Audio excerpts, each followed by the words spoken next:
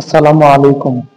আপনি জানেন কি কেন এক খামারের গরুর রোগ দ্রুত অন্য সব গরুর মধ্যে ছড়িয়ে পড়ে? নতুন খামারিরা প্রায় পরিচ্ছন্নতাকে অবহেলা করেন এবং সময়মতো পশুর স্বাস্থ্যবিধি মেনে চলেন না।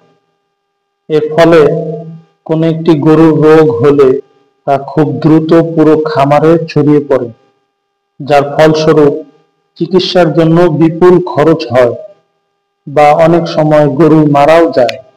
গরুর খামারে নিয়মিত পরিচ্ছন্নতা বজায় রাখতে হবে এবং স্বাস্থ্যবিধি মেনে চলতে হবে। এটি আপনার খামারের জন্য সবচেয়ে বড় বিনিয়োগ।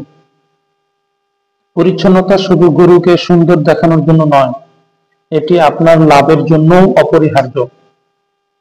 গোয়াল ঘর নিয়মিত পরিষ্কার রাখলে এবং জীবাণুনাশক স্প্রে করলে রোগ সৃষ্টিকারী ব্যাকটেরিয়া ও ভাইরাস দূর হয়ে যায়।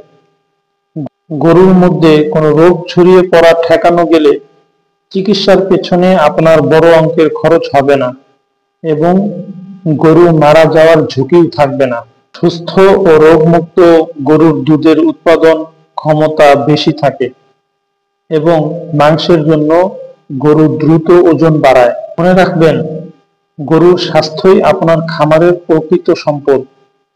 নিয়মিত পরিচ্ছন্নতা নিশ্চিত করা এবং সময়মতো পশু চিকিৎসকের পরামর্শ নেওয়া আপনার খামারকে দীর্ঘমেয়াদী সফলতার পথে নিয়ে যাবে। আশা করি বুঝতে পেরেছেন।